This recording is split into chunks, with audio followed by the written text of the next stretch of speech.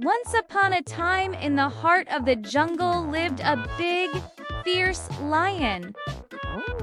His roar was so loud and scary that all the animals in the jungle were afraid of him. He was so hungry that he could have eaten an entire zebra.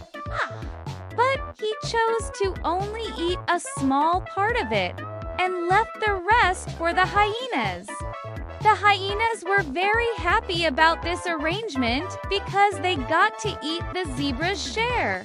But they were a little suspicious of the lion's behavior.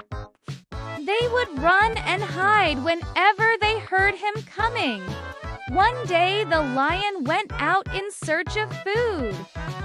The next day, the lion did the same thing. "This is my lion's share." The hyenas realized that they had been tricked and were very angry at the lion for cheating them. He ate a small part of the gazelle and left the rest for the hyenas.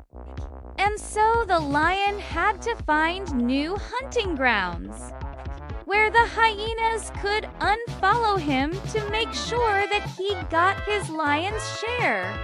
They gathered around the lion while he was sleeping and asked him why he was uneating the animals that he caught. The lion opened one eye, looked at them, and said, "Do you want to know why I only eat a little bit of what I catch and leave the rest for you?" The hyenas nodded their heads in agreement.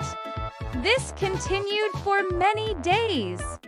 The lion ate a little bit of every animal that he caught and left the rest for the hyenas.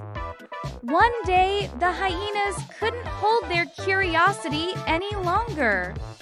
The lion then said, "I do that because I am the king of the jungle, and it is my birthright to eat the first bite of every animal that is killed."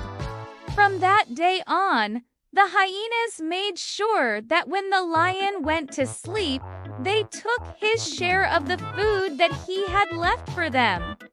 The end.